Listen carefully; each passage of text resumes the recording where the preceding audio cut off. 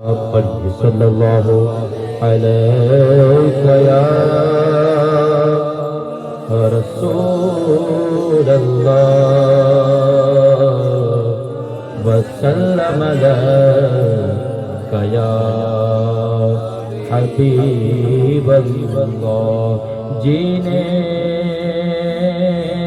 کی طرف دیکھ نہ مرنے کی طرف دیکھ، جینے کی طرف دیکھ نہ مرنے کی طرف دیکھ،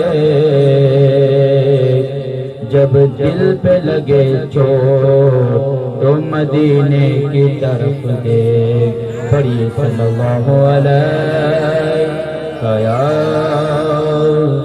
رسول اللہ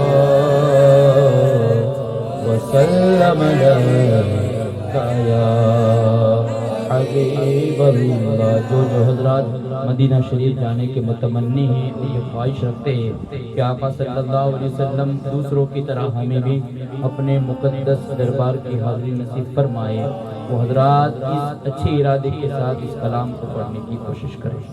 بولا لو پھر مجھے شاہ بہرو مدینے میں، بولا لو پھر مجھے شاہ بہرو مدینے میں پھر روتا ہوا آؤں تیرے در پر مدینے میں پھر روتا ہوا آؤں تیرے در پر مدینے مدینے جانے والوں جاؤ فی امان اللہ، مدینے جانے والوں جاؤ فی امان اللہ۔ کبھی تو اپنا بھی لگ جائے گا بستر مدینے میں، کبھی تو اپنا بھی لگ جائے گا بستر مدینے میں۔ بولا لو پھر مجھے شاہ بہرو مدینے میں، نہ دولت دے نہ شہرت دے مجھے، بس یہ سعادت دے، نہ دولت دے نہ شہرت دے مجھے، بس یہ سعادت دے کہ رو رو کر میں مر جاؤں تیرے در پر مدینے میں، کہ رو رو کر میں مر جاؤں تیرے در پر مدینے میں۔ بولا لو پھر مجھے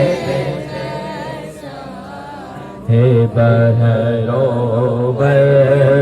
مدینے میں، مدینہ اس لیے آتا ہے جانو دل سے ہے پیارا،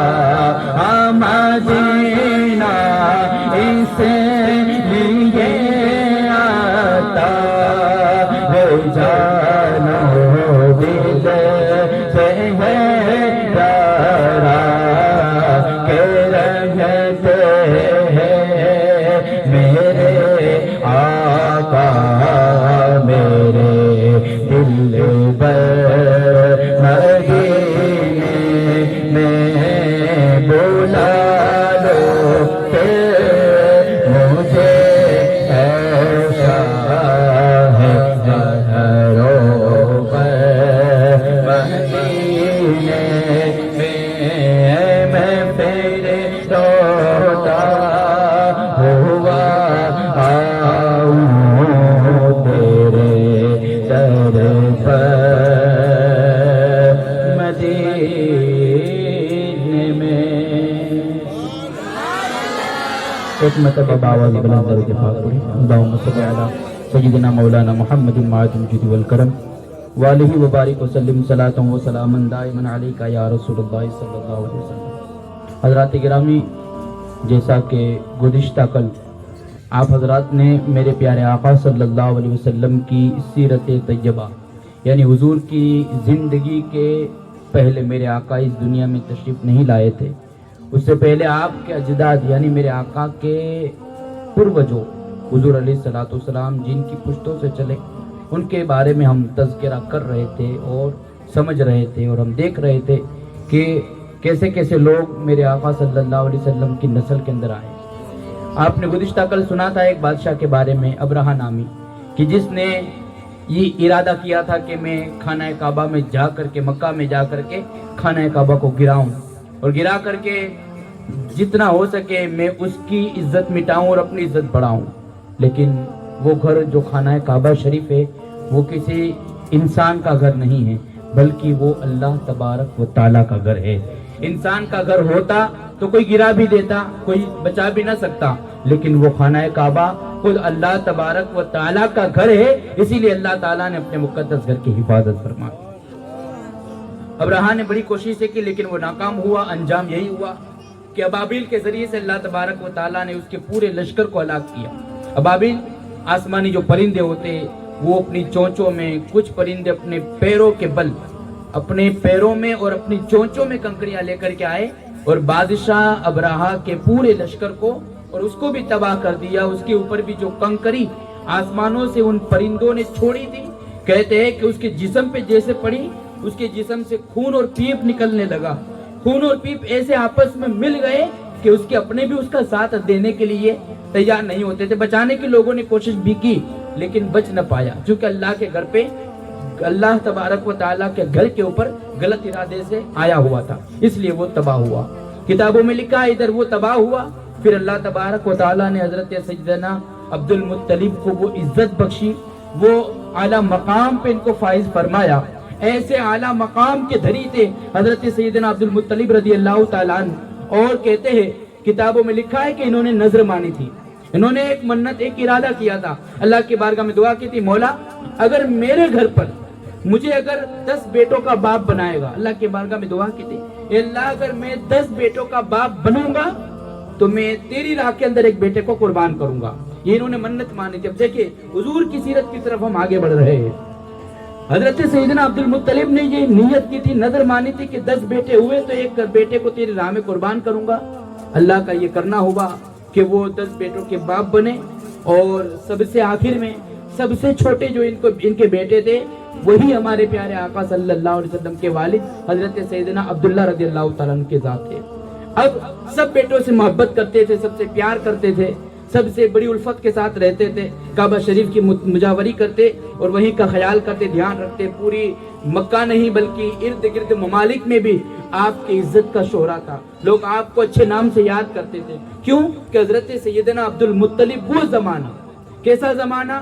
جس زمانے کو زمانہ جاہلیت کہا گیا، وہ زمانہ کہ ابھی تو میرے آقا تشریف نہیں لائے، شراب پینا یہ حرام نہیں قرار دیا گیا تھا اس وقت، یہ بالکل عام رواج تھا. اسی طریقے سے کوئی امیر غریب کو لوٹ لے تو کوئی کچھ کہتا نہیں تھا، وہ اچھا سمجھتے تھے.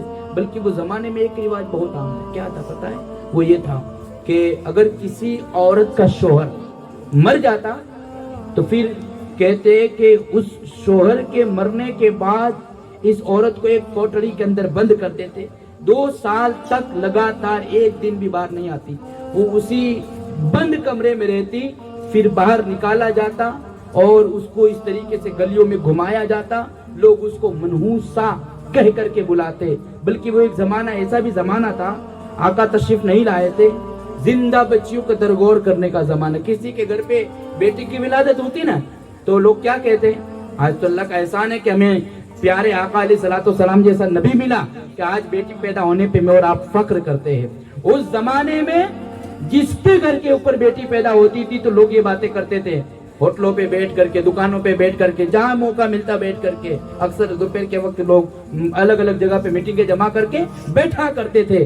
किताबों में लिखा है, लोग बैठ करके बातें करते, देखो तुमने सुना है कल फलाने के घर के ऊपर जो है बेटी का, बेटी नहीं कहते, मनहूसा की विलादत हुई, मनहूसा का जन्म हुआ है। इस तरह मनहूसा का बाप के लोग जो है उसके बाप का नाम भुला देते हैं, उसको मनहूसा का बाप कहते हैं। अगर वो लोगों के बीच में आ जाता ना जिसके घर पे बेटी पैदा हुई होती, तो कहते देख ये मनहूसा का बाप आया, ये क्या मुंह लेके आया है, अभी तक पाल के रखा है इसको, अभी तक बचा के रखा है इसको, जल्दी जा। अगर हमारे बीच में इज्जत पाना चाहता है तो तेरे घर के अंदर जो मनहूसा पल रही है इसको जिंदा दफना, वो दफना दे, बाद में आएगा तो तेरी इज्जत करेंगे। और अगर कोई ये काम करता, क्या काम, अपनी बेटी को दफन कर देता जिंदा, तो फिर उसकी इज्जत करते, उसकी खातिरदारी करते। देखो कैसा जमाना था, कैसा वक्त था, कैसा समा था। कुर्बान जाओ प्यारे आका की सल्लल्लाहु अलैहि वसल्लम की प्यारी जात के ऊपर कि हुजूर अलैहिस्सलाम तशरीफ लाए और उस जमानाए जाहिलियत को दुनिया से नेस्त नाबूद किया, खत्म किया और एक इनकलाबी माहौल मेरे आका ने बर्पा कर दिया, एक इनकलाबी माहौल पैदा फरमा दिया। कहते हैं हजरत सैयदना अब्दुल मुत्तलिब ने मन्नत मानी थी कि अगर 10 बेटे हुए तो एक बेटा मैं अल्लाह की राह में कुर्बान करूंगा, ये नियत कर ली। बेटे हुए, 10 बेटे हुए। कहते हैं कि हजरत सैयदना अब्दुल्ला जो आपके आखिरी बेटे हैं, उनकी उम्र जब 18 साल की हुई, 18 बरस के हो गए, किताबों में लिखा है कि उनको मन्नत याद आई हजरत अब्दुल मुत्तलिब को, चलो अब मन्नत पूरी करने का वक्त आ गया है। अपने 10 बेटों को बुलाया हजरत अब्दुल मुत्तलिब ने और बुला करके कहा कि मैंने बरसों पहले नियत की थी कि अगर अल्लाह मुझे 10 बेटे देगा तो एक बेटे को अल्लाह की राह में कुर्बान करूंगा। 10 बेटों से मशवरा करते, बताओ तुम में से कौन है ऐसा जो मेरी इस बात के ऊपर मुत्तफिक हो जाए और कुर्बान होने के लिए तैयार हो जाए। 10 बेटे तैयार हो गए। कहते अब्बा आप हम में से जिसे भी चाहे अल्लाह के नाम में कुर्बान कर सकते हो। एक ने भी अपने बाप की फरमाबरदारी से मुंह नहीं फेरा, नहीं कहा कि अब्बा ये क्या, कैसी मन्नत मान ली है तुमने, या कैसी नजर मान ली है, या ये क्या इरादा कर लिया है, अरे ये कौन ऐसे के मामला आप करें, किसी ने नहीं कहा। जैसा इन्होंने पूछा बच्चों से, 10 बच्चों ने ये कह दिया कि हाँ हम सब के सब जो है इस चीज के लिए तैयार है, हम कुर्बान होने के लिए तैयार है। किताबों में लिखा है सब बेटे तैयार है। हजरत अब्दुल मुत्तलिब ये सोच रहे थे मुंतखब करूं तो किसको करूं, कुर्बान करूं तो किसको करूं। दिल के अंदर इरादा हुआ कि अब्दुल्ला जो सबसे बेटे छोटे हैं, बड़े हसीन और जमील थे, अरे खूबसूरत क्यों ना हो, जिनकी पेशानी के अंदर मेरे आका का नूर जगमग जगमग चमक रहा था, हुजूर का नूर चमक रहा था, इतने हसीन और जमील अरब मक्का के अंदर ऐसा जवान नजर नहीं आता था, इतने खूबसूरत थे। कहते हैं कि हजरत यूसुफ की तरह, हजरत यूसुफ का हुस्न जिसके जो है जिस्म के अंदर आया हो, जिसके चेहरे में आया हो, वो हजरत सैयदना अब्दुल्ला की जात थी। ये हजरत सैयदना अब्दुल्ला रज़ियल्लाहु ताला। कहते हैं इनके दिल में इरादा हुआ कि हसीन भले है लेकिन नजर मान ली, वो मान ली, ठान लिया वो करके रहूंगा, इरादा कर लिया और वक्त अपने बेटे को कह दिया अब्दुल्ला मैं तुमको अल्लाह की राह में कुर्बान करूंगा। कहा ठीक है अब्बा हुजूर आपकी जैसी मर्जी। अब ये बात घर में फैली, 10 बेटों को पता चला, घर में खवातीन को पता चला, महल्ले में फैली, शहर में फैल गई। अब शहर में तो ऐसा नहीं, बहुत सारे लोग रहते थे और अरब के जमाने में बड़े बड़े नामवर और बड़े बड़े लोग, कैसे कैसे के जमातों के सरदार, बड़े बड़े लीडर रहते थे। उनको पता चला कि यार इन्होंने तो ऐसी मन्नत मान ली है, अब ये मक्का के मुतवल्ली है, मक्का के सज्जादा नशीन है, वहाँ के देखभाल करने वाले है, वहाँ के रखवाले, इन्होंने मन्नत मानी है और फिर वो किसी की सुनेंगे नहीं, वो कर गुजरेंगे। तमाम के सरदार जमा हुए, कबीलों के सरदार, और मीटिंग करके हजरत अब्दुल मुत्तलिब के पास आए, करने लगे हुजूर आपकी अपनी जगह के ऊपर आप सही है, लेकिन सुने तुम अगर सरदार हो करके इस गलत चीज को राइज कर दोगे تو عوام کے اندر بھی یہ پھیل جائے گا. یہ غریب قوم بھی ایسا کرے گی کہ جو بھی بیٹا پیدا نہیں ہوگا یا بیٹی ہی ہوگی بیٹے کے لیے کر کے اس طریقے سے منت مان لیں گے اور بیٹوں کے اندر خوریزی عام ہو جائے گی. ہم آپ کو مشورہ دیتے ہیں آپ یہ نہ کریں, آپ یہ نہ کریں. ایک جوان بیٹے کو قربان نہ کرے. خوریزی کے معاملات اور حالات دن بدن بگڑ جائیں گے. آپ سمجھنے کی کوشش کریں. آپ نے کسی کی نہ سنی, جب سب نے اصرار کیا آخر میں بات یہاں پہ پہنچی کہ چلو ٹھیک ہے ابھی تھوڑی دیر کے لیے میں رک جاتا ہوں. لیکن دیکھتے مکہ شہر کے اندر ایک ایسی خاتون, ایک ایسی عورت تھی جو علم جانتی تھی. کیسا علم؟ کہ تیرے ساتھ کل کیا ہونے والا ہے, مہینے کے بعد تیرے ساتھ کیا ہوگا, تو یہ کاروبار کرے گا تو اچھا ہوگا یا برا ہوگا, تو اس چیز کے اندر کامیاب ہوگا کہ نہیں ہوگا. اس طریقے سے کتابوں کے اندر لکھا ہے کہ وہ عورت, اس کے پاس یہ بات پہنچا دی گئی, کہا کہ وہ فال کھولے گی اور فال کھولنے کے بعد جیسا وہ بتائے گی اس کے اوپر عمل کیا جائے گا. اس کے بعد بات پہنچا دی گئی. کتابوں میں لکھا ہے کہ وہ عورت کے پاس جب بات پہنچی تو کہتی کہ میرا کام ایک سردار مکہ کے لیے یہ مجھے سمجھ میں نہیں آتا, لیکن میرا ایک جاننے والا ہے قریب گاؤں کے اندر کسی شہر کے اندر وہ رہتا ہے, وہ جب میں اس کو خبر کروں گی وہ آئے گا, اس کے پاس آپ اپنی بات لے کر کے جانا. کتابوں میں لکھا ہے کہ حضرت سیدنا عبد المطلب نے اس بندے کو بلایا جو جاننے والا تھا. اسے کہا کہ ایسا ایسا ہم نے ارادہ کیا ہے, نظر مانی ہے, اور پھر نظر ماننے کے بعد ہمیں عمل کرنا ہے. اب کرنا کیا چاہیے؟ وہ جو جاننے والا تھا نا اس نے بتایا کہ تم ایک کام کرو کہ تمہارے یہاں جان کی دیت کیا ہے, مطلب کہ اگر کسی کی جان کے اوپر آ پڑے یا کوئی ایسا کسی کو قتل کرنے کہا جائے تو بدلے میں کون سی چیز دی جاتی ہے؟ کہا کہ اونٹ. کہا ٹھیک ہے ایک کام کرو, تم جو ہے ایک طرف حضرت عبداللہ کو رکھو اور دوسری طرف اونٹوں کو رکھو, اور پھر چٹھی اچھالو, چٹھی اچھالو, جس کی طرف چٹھی نکل کر کے چٹھی کے اندر جس کا نام آئے وہ تم قربان کر دینا. پھر اس نے ایک طریقہ بتایا کہ ایک بار کرنا, اگر عبداللہ کا نام آئے پھر دوسری بار کرنا, تیسری بار کرنا. اس طریقے سے اس چٹھی کو اچھالتے جانا جب تک اونٹوں کا نام نہ آ جائے تب تک یہ کام کرنا. اور ہر ایک بار کے اندر تمہیں جو ہے 10 اونٹ قربان کرنے پڑے گی. کہ ایک بار اگر نام آیا عبداللہ کا تو پھر اچھالو, 10 اونٹ آ گئے. اس طریقے سے کہتے ہیں انہوں نے ایک بار کیا, 2 بار کیا, 3 بار, 10 بار کیا. 10 بار حضرت عبداللہ کا نام آیا. کتابوں کے اندر لکھا ہے پھر اچھالا گیا 11ویں مرتبہ تو کہتے ہیں کہ حضرت عبداللہ کا نام نہیں, اونٹوں کا نام آیا. حضرت عبد المطلب کہتے ہیں کہ مجھے سکون نہیں ہے, 3 بار جب اونٹوں کا نام آئے گا تب جا کے بات کو مانوں گا. 3 بار اچھالا گیا اور 3 بار اونٹوں کا نام آیا. کہا ٹھیک ہے. انہوں نے 10 کر کے جو جمع کیے تھے وہ 100 اونٹ اللہ تبارک و تعالیٰ کی بارگاہ میں حضرت سیدنا عبد المطلب نے قربان کیے, اور پورے مکہ شہر کے اندر یہ اعلان کر دیا کہ کوئی شخص بھی کوئی باقی نہ رہے, ہر گھر کا فرد آ کر کے جس کو جتنا گوشت چاہے لے جائے. صرف انسانوں کے لیے نہیں, حضرت عبد المطلب نے اپنے جو ہے پرندوں کے لیے, درندوں کے لیے, سب کے لیے اپنے گھر کے دروازے کھول دیے تھے, اور اونٹ ذبح کیے گئے, اور گوشت لوگوں میں بھی بانٹ دیا گیا اور جنگل کے جانوروں میں بھی تقسیم کر دیا گیا. اس طریقے سے حضرت سیدنا عبد المطلب کی ایک منت, ایک نظر مکمل ہوتی ہے, اور اللہ تبارک و تعالی اپنے پیارے محبوب علیہ الصلوۃ والسلام کے والد بزرگوار کی حفاظت فرماتا ہے. حضرت عبداللہ کی حفاظت ہو جاتی ہے. یہ حضرت سیدنا عبد المطلب جنہوں نے اپنی زندگی بھر اللہ تبارک و تعالیٰ کے بارگاہ میں گریہ وزاری کی.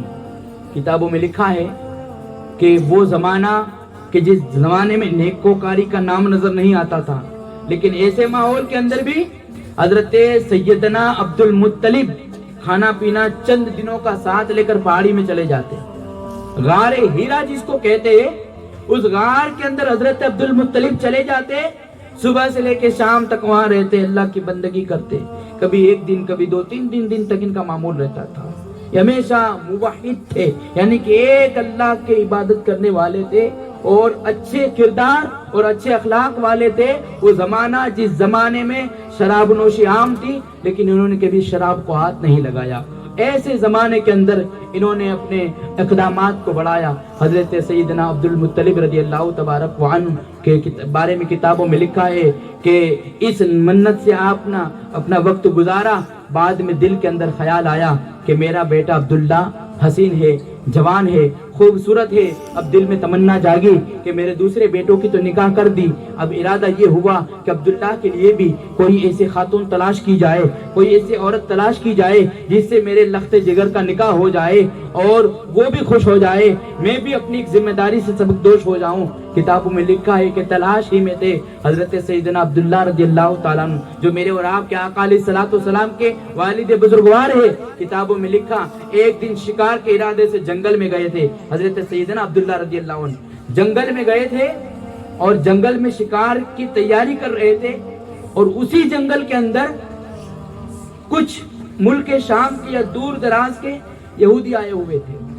اب یہاں ایک رک کر کے ایک بات میں آپ کو بتاؤں کہ یہودی ہمیشہ اللہ کے رسول صلی اللہ علیہ وسلم کے پہلے سے وہ دشمن رہے ہیں۔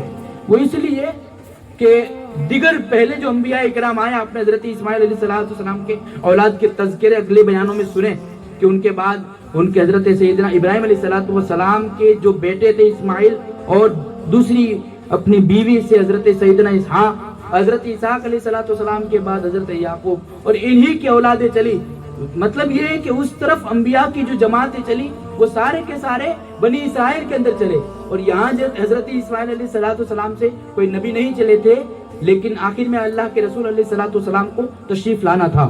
کتابوں میں لکھا ہے کہ یہودی اس وقت سے دشمن تھے اور یہ سوچ میں تھے، اسی ارادے میں تھے کہ ان لوگوں کے اندر یعنی قریش خاندان والے، ہاشمی خاندان والے، انہوں کے اندر آخری نبی کا ظہور نہ ہو۔ اب چونکہ اللہ تبارک و تعالیٰ نے حضور علیہ السلام کی نشانیاں جو آقا علیہ السلام کی آمد ہونے والی تھی، وہ نشانیاں توریت کے اندر، انجیل کے اندر، زبور کے اندر اللہ نے لکھوا دی تھی، تحریر کر دی تھی۔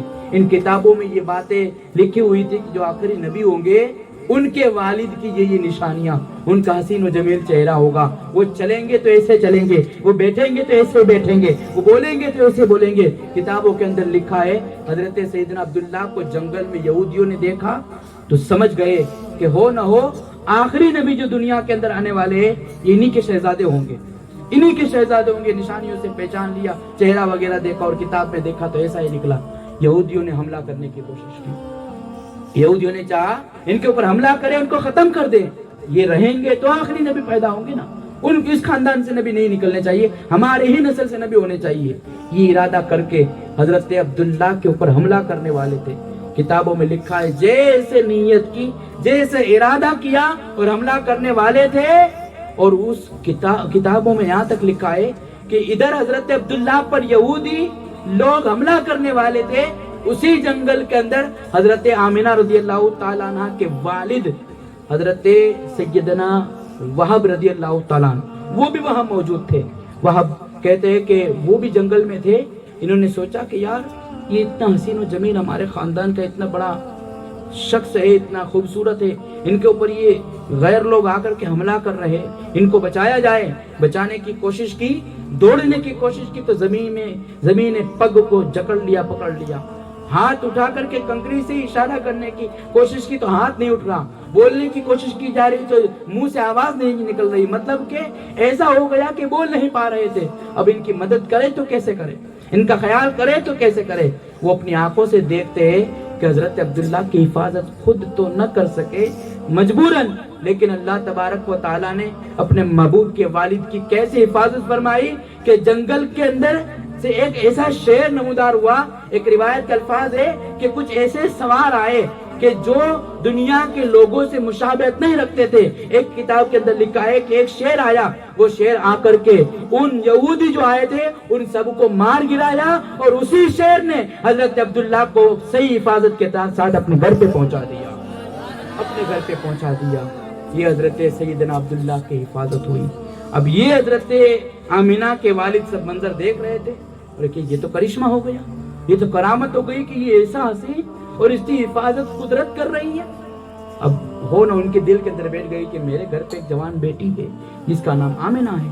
اب ارادہ ہوا کہ میرا دل چاہتا ہے کہ اگر وہ بھی تلاش میں تھے کہ کوئی اچھا لڑکا مل جائے، کوئی نیکوکار مل جائے، کوئی صالح بندہ مل جائے جسے اپنی بیٹی کا نکاح کر دوں۔ ادھر حضرت عبد المطلب کی بھی یہ خواہش تھی، ان کی بھی یہ تمنا تھی کہ کوئی ایسی پارسا، ایسی نیکوکار خاتون مل جائے جسے اپنے بیٹے عبداللہ کا نکاح کر دوں۔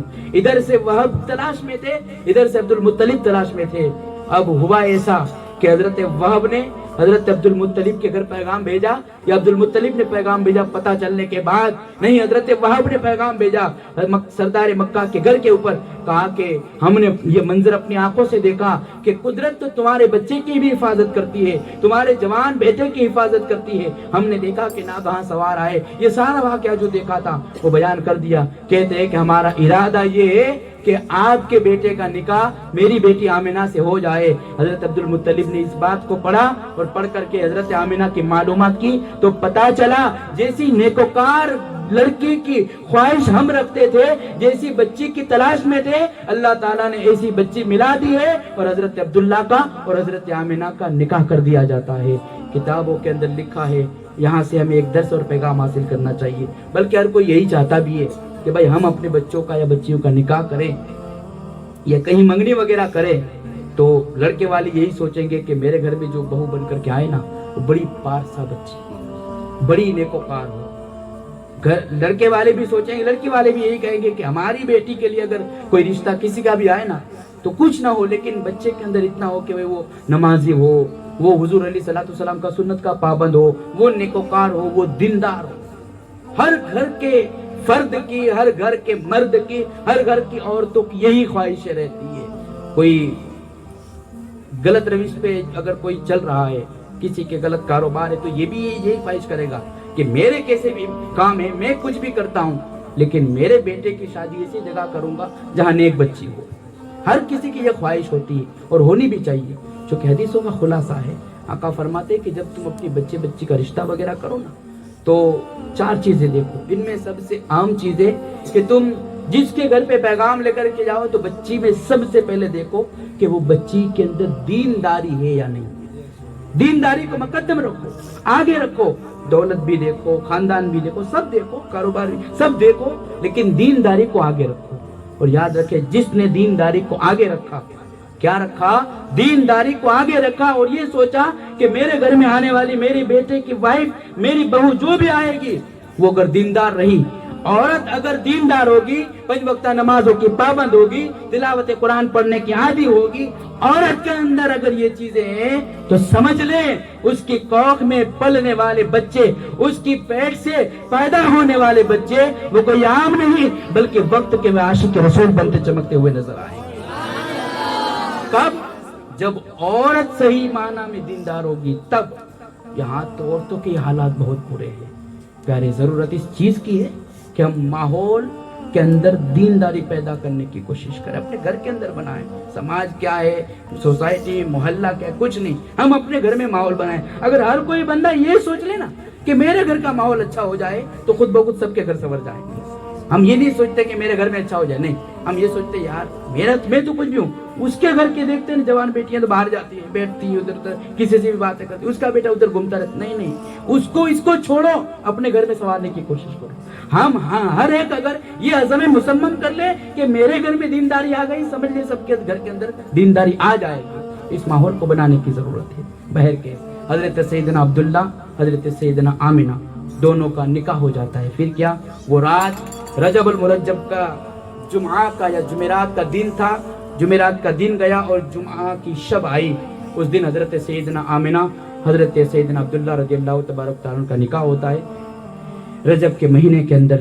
پھر آقا علیہ الصلوۃ والسلام کا نور محمدی تھا، وہ حضرت سیدنا عبداللہ کے جو ہے پشت سے پیشانی مبارکہ سے منتقل ہو کر کے حضرت سیدنا آمنہ کی شکم مبارکہ میں چلا جاتا ہے۔ پھر کیا ہوتا ہے، کس طریقے سے حضور علیہ الصلوۃ والسلام کی پیدائش ہوتی ہے، یہ پیدائش کے معاملات بڑی رات کو میں آپ کو بتاؤں گا۔ آج ان باتوں کو مجھے بتانی ہے کہ جو آقا علیہ الصلوۃ والسلام دنیا میں میرے نبی جب تشریف نہیں لائے تھے اس سے پہلے اگلے انبیاء جو آئے انہوں نے حضور علیہ الصلوۃ والسلام کی آمد کی بشارتیں دی۔ حضور کا نور محمدی اس زمانے میں بھی لوگوں کی کیسی مدد کرتا تھا، لوگوں کا کیسا جو ہے خیال کرتا تھا، لوگوں کے ساتھ کس طریقے سے آقا صلی اللہ علیہ وسلم का नूर मोहम्मदी लोगों को किस तरीके से जो है हुजूर अलैहिस्सलाम की आमद के बशारत अगले ज़माने के लोग देते थे। किताबों में लिखा है अल्लाह के एक नबी गुजरे हजरत दानियाल अलैहिस्सलाम, इनको वो किस ज़माने में थे? जो बादशाह एक ऐसा हुआ है जिसका नाम बख्त नसर था। 4 बादशाह के बारे में मैंने बताया था जिन्होंने पूरी दुनिया पे हुकूमत की, उनमें से एक ये भी था बख्त नसर। इस बादशाह के ज़माने में हजरत दानियाल अलैहिस्सलाम भी हुए हैं। उनको किसी चीज की बुनियाद पर कैदी बना करके बादशाह ने अपने कैद खाने में बंद करवा दिया था। और बख्त नसर ने रात को जब सोया तो ख्वाब देखा। ख्वाब ये था कि उसने एक ऐसा ख्वाब देखा, सुबह में उठने के बाद अपने मानने वाले से, नजूमियों से कहने लगा कि रात में मैंने ख्वाब देखा है, मुझे उसकी ताबीर बताओ। दरबारी आए, कहने लगे कि आप ख्वाब बयान करें, हम जो है इस चीज की ताबीर बयान करेंगे। बादशाह ने कहा ख्वाब तो देखा लेकिन ख्वाब भूल गया, अब तुम ख्वाब भी बताओ, ख्वाब की ताबीर भी बताओ। किससे कहा? नुजूमियों से कहा, जानने वालों से कहा ख्वाब की ताबीर, के ख्वाब भी बताओ ताबीर भी बताओ। वो हैरान हो गए कि ये कैसे हो सकता है, ख्वाब हो तो हम ताबीर बयान करें, वरना बगैर ख्वाब के ताबीर कैसे बयान करें। बादशाह ने कहा कि अगर ख्वाब की ताबीर नहीं बयान करोगे, ख्वाब की ताबीर नहीं बताओगे तो तुमको कत्ल कर दिया जाएगा सबके सबको।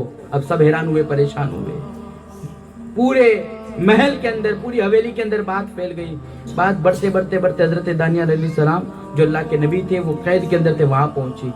इन्होंने दारोगाए जेल से कहा, जेल के पास जो बैठा रहता है उसे कहा कि तुम अपने बादशाह से कहो कि तुमने जो ख्वाब देखा है वो ख्वाब भी और इसकी ताबीर भी तुम्हारे जो कैदी है वो बता सकते हैं। इसने आकर के बादशाह से कह दिया। बादशाह बख्त नसर ने कहा ठीक है, बुला लाओ कैदी को हमारे पास। हजरत दानियाल अलैहिस्सलाम को दरबार में लाया गया। इस बदबख्त के दरबार का भी यही उसूल था, बख्त नसर के दरबार का यही उसूल था कि जब भी कोई आता तो पहले सजदा करता, सजदा करने के बाद अपनी फरियाद रखता। हजरत दानियाल अलैहिस्सलाम ने सजदा ना किया, आकर के सीधे खड़े हो गए। बाद में सब लोग जब मुकम्मल चले गए आकर के, बाद में बादशाह ने कहा कि सजदा क्यों नहीं किया, हमारे दरबार का तो उसूल है। आपने फरमाया कि अगर मैं तुझे सजदा करता तो रब को कब करता, मैं एक ही चीज के आगे, एक ही जात के आगे अपने सर को झुकाता हूँ और वो जात अल्लाह तबारक व तआला की जात है, उसके सिवा मैं किसी के आगे अपने सर को नहीं झुकाता। आपने मना किया। फिर कहा कि अगर मैं तेरे आगे सजदा करूंगा तो रब मुझसे इल्म ले लेगा, नबूवत का ताज अल्लाह ताला मुझसे ले लेगा, इसलिए खुदा के सिवा हम किसी को सजदा नहीं करते। आपने आखिर में कहा कि मैंने सुना है कि तूने कोई ख्वाब देखा है और ख्वाब की ताबीर जानना चाहता है। उस बख्त नसर ने कहा कि हाँ, तुम ख्वाब भी बताओ, ख्वाब की ताबीर भी बताओ। हजरत दानियाल अलैहिस्सलाम ख्वाब बयान करना शुरू करते हैं। तो ख्वाब कैसा होता है? आप कहते बादशाह, जब तू रात में बिस्तर के ऊपर गया और सो गया, बाद में अचानक तू देखता है कि एक ऐसा बुत, एक ऐसी मूर्ति जो जमीन से लेकर के आसमान तक बुलंद है, उस मूर्ति का सर जो है, उस बुत का सर आसमान से ऊपर है और उपला जो हिस्सा है वो सोने का है। बख्त नसर ने कहा हाँ तेरी बात सही है। कहा कि उसका नीचे वाला हिस्सा चांदी का है। कहा हाँ सही है। कहा इससे नीचे वाला हिस्सा तांबे का है। कहा हाँ सही है। उसके पैर लोहे के हैं। कहा कि हाँ सही है। और सर उसका आसमान पे है, पैर जमीन पे है। फिर अचानक बादशाह तूने ख्वाब में देखा कि ऐसा हुआ कि उस सर के ऊपर एक पत्थर गिरा, उस सर के ऊपर एक पत्थर गिरा और पत्थर के गिरने की वजह से पूरा बुत जो है मिस्मार हो गया, धूल और मिट्टी बन गया और फिर वो पत्थर जो गिरा था वो उसके ऊपर गालिब आ गया। दानियाल अलैहिस्सलाम ने जैसे बताया, उसने कहा हाँ हाँ यही ख्वाब मैंने देखा, जरा बताओ तो सही इसकी ताबीर क्या है, इसकी हकीकत क्या है। हजरत दानियाल अलैहिस्सलाम फरमाते हैं कि इसकी ताबीर ये है कि जो ये तेरा बुत जो तूने देखा था, उसका सर जो सोने का था ना, वो तेरी हुकूमत थी। और फिर उसके बाद तूने देखा कि कांधों वाला हिस्सा चांदी का है, वो तेरे बाद तेरा बेटा बादशाह बनेगा इस जगह का, इस जगह को वो संभालेगा। इसकी ताबीर ये है। फिर आगे बताता है कि ये जो तूने देखा कि लोहे के पैर है, तूने देखा कि इस तरीके से तांबे का हिस्सा है, सारी चीजें बता दी। आखिर में कहता है कि फिर अचानक एक पत्थर ऊपर से गिरा, एक पत्थर गिरा जिसने पूरे बुत खाने को तोड़ करके, उसको तोड़ फोड़ करके रख दिया, मिसमार करके रख दिया। अब सुन, इसकी हकीकत ये है کہ آنے والے زمانے کے اندر ایک زمانہ ایسا آئے گا کہ جس زمانے میں باطل خداؤں کو پوجا جائے گا، جھوٹے خداؤں کی عبادتیں کی جائے گی۔ اچانک ایسے زمانے کے اندر، اچانک ایسے وقت کے اندر ایک اللہ کا محبوب پیدا ہوگا، کہیے سبحان اللہ۔ ایسے زمانے کے اندر ایک اللہ کا برگزیدہ بندہ پیدا ہوگا جو زمانے کے اندر وہ انقلاب لائے گا کہ اس انقلاب کے سامنے ساروں کے ساری بولتیاں بند ہو جائے گی اور پوری دنیا کے اندر اسلام آباد ہو جائے گا۔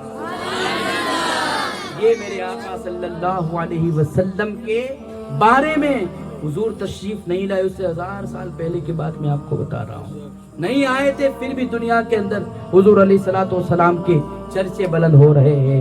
اسی لیے کوئی نبی دنیا میں آ کر کے ایسے نہیں گیا، لیکن جب نبی آتے گئے، ہر نبی نے میرے آقا صلی اللہ علیہ وسلم کے آمد کی خوشیاں بھی منائی اور لوگوں کو بھی بتایا، اے لوگوں ان قریب وہ وقت آنے والا ہے کہ تمہارے بیچ میں اللہ کا آخری نبی آئے گا، اور جب وہ آ جائے تو ہم سب کو چھوڑ کر کے ان کی پیروی کرنا، جو بھی ان کی پیروی کر لے گا اللہ تعالیٰ اس کی دنیا کو بھی سنوار دے گا، اللہ تعالیٰ اس کی عاقبت کو بھی سنوار دے گا۔ آخر میں حضرت سیدنا عیسیٰ علیہ السلام جو دوسرے انبیاء کے بعد ہمارے آقا سے پہلے تشریف لائے، انہوں نے بھی اپنے حواریوں کو، اپنے لوگوں کو، اپنے ماننے والوں کو یہی پیغام دیا، یہی درس دیا کہ لوگوں میں تو جا رہا ہوں، میں تو چلا جاؤں گا، لیکن ان قریب ایک ایسا آفتاب دنیا کے اندر پیدا ہو جائے گا، ایک ایسا شخص دنیا میں آئے گا جو پوری دنیا کے اندر انقلاب برپا کر دے گا، کوئی اور نہیں، وہی سیدہ آمنہ کے لخت جگر یعنی ہمارے آقا کی ذات کے بارے میں وہ پیشن گوئیاں کی گئی تھی۔ کوئی نبی دنیا کے اندر آیا، کوئی قبیلے کا نبی بن کر کے آیا، کوئی ایک گاؤں کے لیے نبی بن کر، کوئی شہر کے لیے، کوئی ملک کے لیے، کوئی 2 ملک کے لیے۔ قربان جائیں جس نبی کے ہم امتی ہے، ہمارے نبی صرف بھارت یا صرف پاکستان یا 1-2 ملک کے نبی نہیں، بلکہ ہمارے آقا تو ساری کائنات کے نبی بن کر کے تشریف لائے ہیں، جس کے بارے میں خود اللہ فرماتا ہے وَمَا أَرْسَلْنَاكَ إِلَّا رَحْمَةً لِّلْعَالَمِينَ، یعنی اے محبوب ہم نے آپ کو سارے جہانوں کے لیے رحمت بنا کر کے بھیجا۔ جتنا احسان مانے اس نبی کا پیارے اتنا کم ہے۔ میں آپ کو بتاؤں کافی وقت گزرے گا، یہ 10-12 دن کی محفل ہے، اگر اس کی جگہ 50 دن کی محفل ہو تب بھی کم پڑے ان کی سیرت۔ یہ ان کی سیرت کی بالکل سائڈ کے چھینٹے میں آپ کو بتا رہا ہوں۔ ہاں حضرت میرے آقا علیہ الصلوۃ والسلام کی زندگی اتنی حسین، اتنی جمیل، اور آپ کی زندگی کی باتیں آپ سنیں گے تو آپ کا کلیجہ یوں سوچ میں آپ پڑ جائیں گے کہ یہ کیا، اور ایسی زندگی ہمارے آقا نے گزاری۔ ہمارے حضور کی زندگی کے کتنے 63 سال حضور رہے، 63 سال رہے دنیا میں۔ ایک دن ایسا نہیں ہے جس دن حضور نے مجھے اور آپ کو یاد نہیں کیا، پوری زندگی یاد کی ہے۔ ارے جب پیدا ہوئے، آپ سنیں گے اگلے بیانوں میں، پیدا ہوئے تو کچھ نہیں، پہلے ہم کو یاد کیے، پیدا ہوئے تو ہم کو یاد کیے، صبح میں یاد، دوپہر میں یاد، شام میں یاد، 63 سال تک یاد کرتے رہے، طائف میں یاد، جہاں دیکھے مکہ میں یاد، مدینہ میں یاد۔ ارے سب تو چھوڑے، ہمارے یہاں خوشیاں آتی ہیں تو ہم سب کو بھول جاتے ہیں نا، خدا کو بھول جاتے ہیں۔ ہمارے یہاں کوئی بھی خوشی آتی ہے ہم اس میں اتنے ملوث ہو جاتے ہیں کہ خدا کو بھول جاتے ہیں، سب کو بھول جاتے ہیں، ہم اپنے میں پڑ جاتے ہیں۔ لیکن حضور کا جب دل، آقا صلی اللہ علیہ وسلم دین کی تبلیغ کرتے تھے نا تو بہت لوگ تکلیفیں دیتے تھے۔ آج دین کی تبلیغ کرنے میں کچھ تکلیف نہیں ہے، وہ تو ایسی تکلیفیں ہوتی تھی۔ میں بتاؤں گا طائف کے بارے میں آپ کو کہ طائف میں جب وہ دعوت دین لے کر کے گئے تھے تو وہاں کنہوں نے ستایا، کیسے ستایا، اور سنیں حضور کو کوئی دوسروں نے نہیں ستایا، دوسروں نے ستایا تو حضور کو صدمہ نہیں ہوا۔ دوسروں نے جو تکلیفیں دی نا غیر لوگوں نے، تو صدمہ اتنا نہیں ہوا، سب سے زیادہ صدمہ حضور کو اس وقت ہوا جب گھر کے لوگوں نے ستایا۔ آپ نے سنا ہے اللہ تبارک و تعالیٰ نے پوری سورت نازل فرمائی، تبت یدا ابی لہب وتب، ابو لہب کا جس سورت کے اندر اللہ نے ذکر فرمایا ہے۔ یہ ابو لہب کون تھا؟ میرے نبی کا چچا تھا۔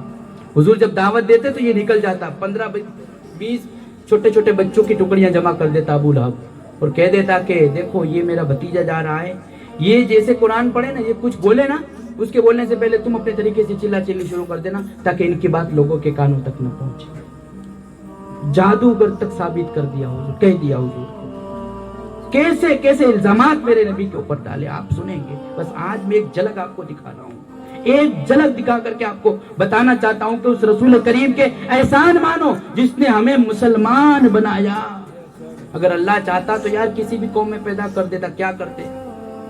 तो किसी और हमारी मुसलमानों में ही किसी और फिरके में अगर अल्लाह चाहता तो पैदा कर सकता था, क्या करते? कुछ ना कर सकते। अल्लाह चाहता तो हजरत मूसा की उम्मत में भेज देता, हजरत दाऊद अलैहिस्सलाम को उम्मती बना करके भेज देता, अगले जमाने में किसी भी नबी के जमाने में भेज देता। क्या करते?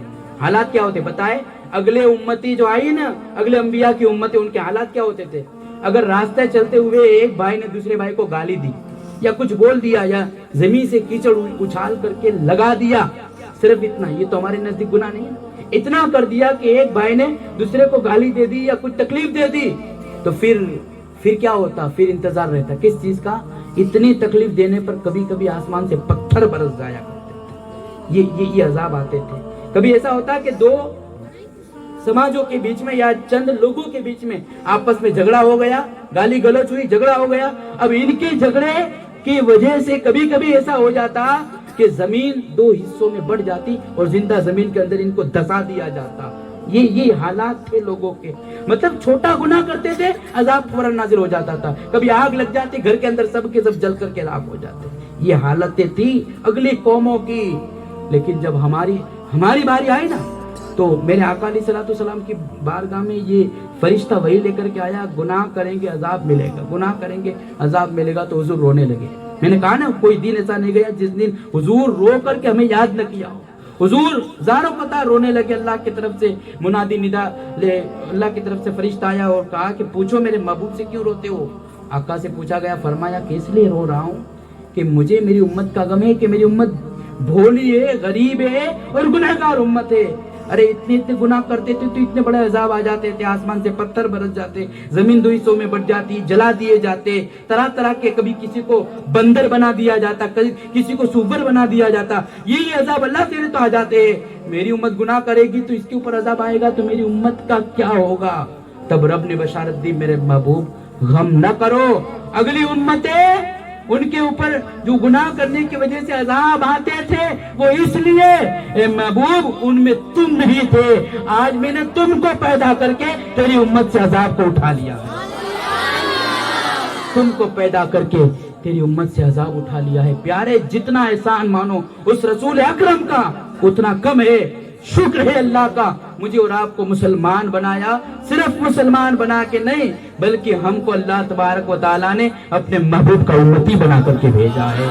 सिर्फ उम्मती बना करके नहीं, अहले सुन्ना व जमात के अकीदे वाला बनाया, हुजूर की मिलाद मनाने वाला बनाया। प्यारे, उस रसूल का जितना एहसान मानो प्यारे उतना कम है। शुक्र अदा करते रहो।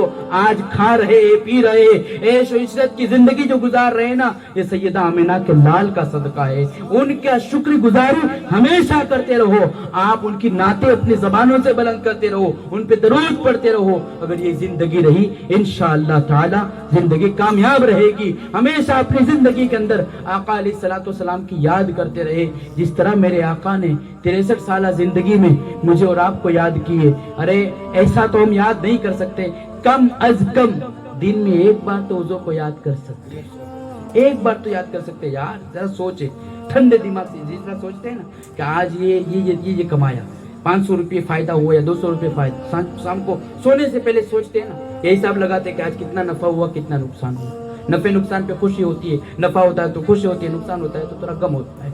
ये सब करने के बाद बिस्तर पे जाए ना तो थोड़ा सोचे, यार खाली खाने कमाने के लिए मुझे नहीं भेजा गया। खाली खाना पीना सोना ये तो जानवर भी करते, खाते पीते सोते, ये तो ये भी करते।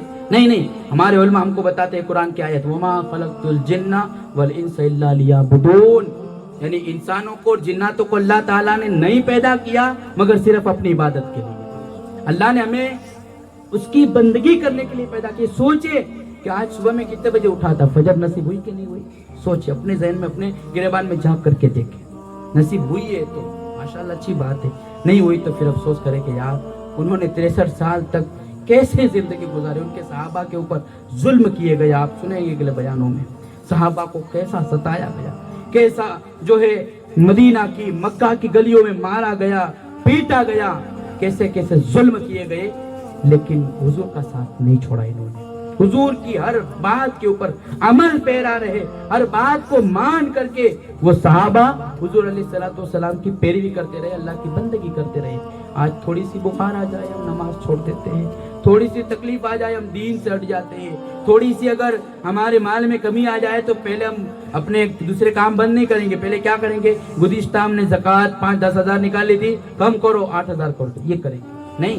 کہتے ہیں کہ اگر آپ چاہتے ہیں کہ اپنے مال میں برکت ہو تو اللہ کی راہ میں بڑھاوا کر دو، اللہ تعالیٰ اس کے صدقے میں آپ کے مال میں برکت عطا فرمائے۔ مطلب یہ ہے آج کے بیان کا لب لباب اور نچوڑ یہ ہے، اپنی زندگی کو غنیمت جانو اور اللہ کا احسان مانو کہ اللہ تعالیٰ نے اگلے زمانوں میں ہمیں نہیں پیدا کیا، حضور کے زمانے میں پیدا کیا، حضور آ گئے بعد بھی ہم کو پیدا کیا گیا، اگلے زمانے میں کیا کیا ہوتا تھا اور کس طریقے سے قوم کے حالات تھے، انشاءاللہ العزیز وہ ساری چیزیں کل سنیں گے۔ آج یہی تک محدود، اللہ تبارک و تعالیٰ کی بارگاہ میں دعا ہے جو باتیں بتائی مجھے آپ کو ہم سبوں کو ان باتوں پر عمل کی توفیق عطا فرمائے۔ غلطی سے اگر کوئی جملہ نکل گیا ہو مولا تعالیٰ میرے غلط جملے کو اپنے فضل و کرم سے معاف فرمائے۔ وآخر دعوانا ان الحمدللہ رب العالمین۔ صلاۃ والسلام۔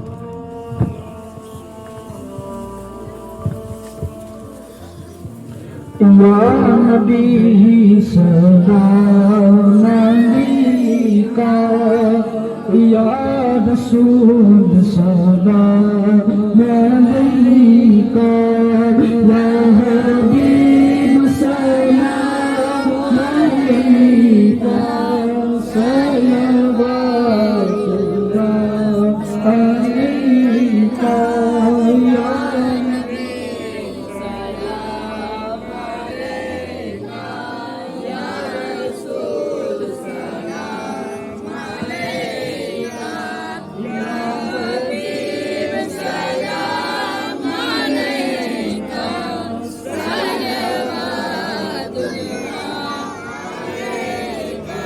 آپ دنیا میں آتے، ظلم والے ظلم اٹھاتے، سب خدا کو بھول جاتے، دین کا رستہ نہ پاتے۔ یا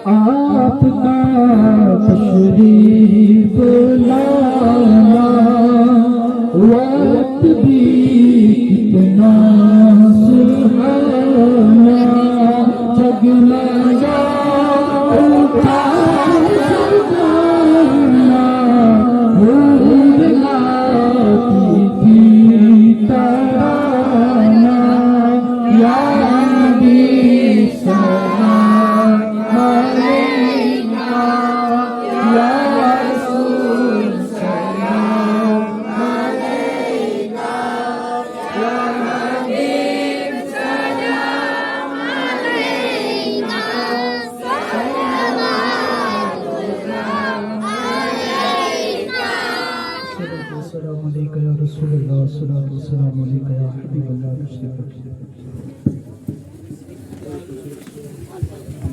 اعوذ باللہ من الشیطان الرجیم، بسم اللہ الرحمن الرحیم۔ قل یا ایہا الکافرون لا اعبد ما تعبدون ولا انتم عابدون ما اعبد ولا انا اعبد ما عبدتم ولا انتم عابدون ما اعبد لکم دینکم ولی دین۔ بسم اللہ الرحمن الرحیم۔ قل اعوذ برب الفلق من شر ما خلق ومن شر غاسق اذا وقب ومن شر النفاثات في العقد ومن شر حاسد اذا حسد۔ بسم اللہ الرحمن الرحیم۔ قل اعوذ برب الناس ملک الناس الہ الناس من شر الوسواس الخناس الذي يوسوس في صدور الناس من الجنة والناس. بسم الله الرحمن الرحيم. قل هو الله أحد الله الصمد لم يلد ولم يولد ولم يكن له كفوا أحد. بسم الله الرحمن الرحيم. قل هو الله أحد الله الصمد لم يلد ولم يولد ولم يكن له كفوا أحد. بسم الله الرحمن الرحيم. قل هو الله أحد الله الصمد لم يلد ولم يولد ولم يكن له كفوا أحد. بسم الله الرحمن الرحيم. الحمد لله رب العالمين الرحمن الرحيم مالك يوم الدين.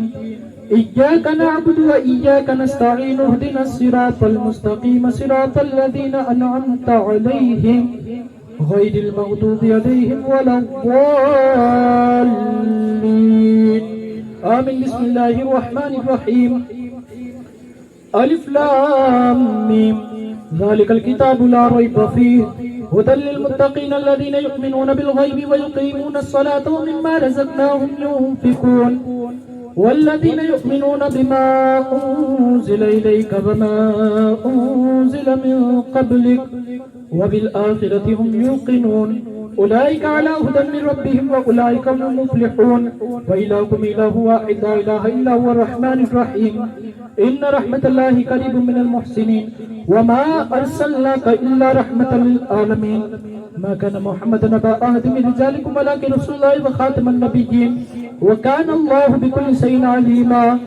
إن الله وملائكته يصلون على النبي يا أيها الذين آمنوا صلوا عليه وسلموا تسليما. سيدنا مولانا محمد وعلى آله والكرم وآله وبارك وسلم. الفاتحة.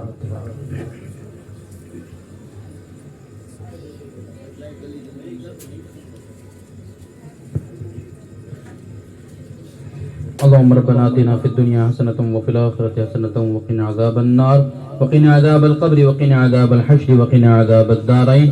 اللهم رب اجعلني مقيم الصلاة ومن ذريتي ربنا وتقبل دعاء. ربنا اغفر لي ولوالدي وللمؤمنين يوم يقوم الحساب.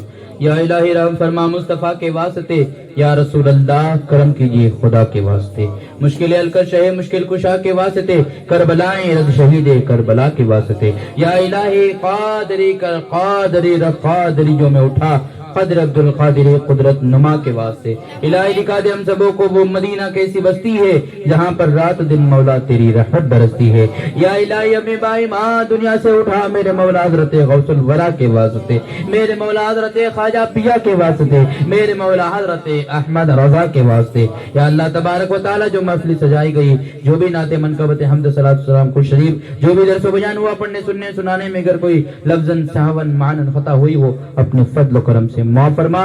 اس کا ثواب سب سے پہلے تیری بارگاہ میں نظر کرتے قبول فرما لے. تیرے پیارے محبوب صلی اللہ علیہ وسلم کی بارگاہ میں پہنچاتے قبول فرما لے. ان کے وسیلے سے تمام انبیاء اکرام کے رواؤں تک پہنچاتے قبول فرما لے.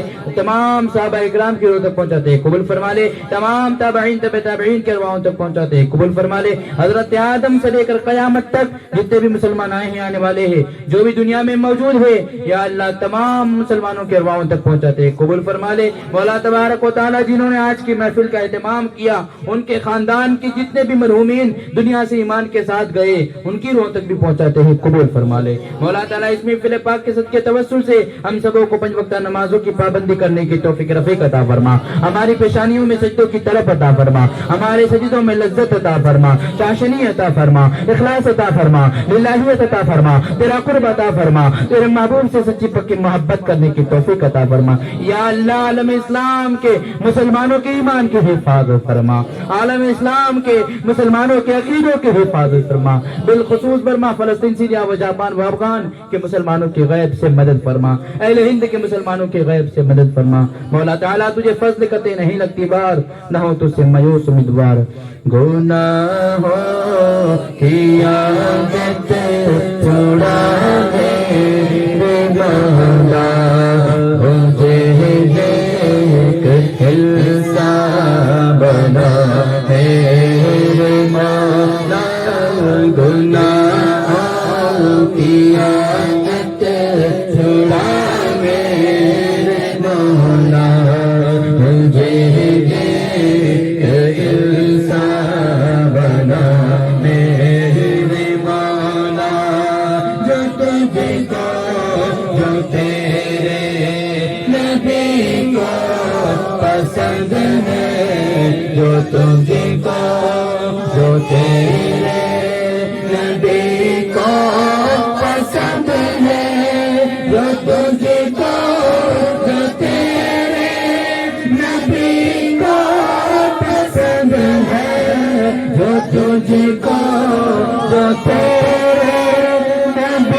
کو پسند ہے ہمیں بندہ بنا میرے مولا ہمیں بندہ بنا میرے مولا گناہوں کی عادت چھڑا میرے مولا ہمیں ایک انسان بنا میرے مولا جنہوں نے کہا ہے دعا کا مجھ سے جنہوں نے کہا ہے دعا کا مجھ سے جنہوں نے کہا ہے دعا کا مجھ سے جنہوں نے کہا ہے دعا کا مجھ سے تو کر دے سبھی کا بھلا میرے مولا تو کر دے سبھی کا بھلا میرے مولا گناہوں کی عادت چھڑا میرے مولا مجھے انسان بنا میرے مولا ان اللہ وملائکته یصلون علی النبی یا ایھا الذین آمنوا صلوا علیہ وسلموا تسلیما صلی اللہ علی محمد صلی اللہ علیہ وسلم صلاۃ و سلام علیک یا رسول اللہ سبحان ربک رب العزة عما یصفون وسلام علی المرسلین والحمد للہ رب العالمین بحق لا الہ الا اللہ محمد رسول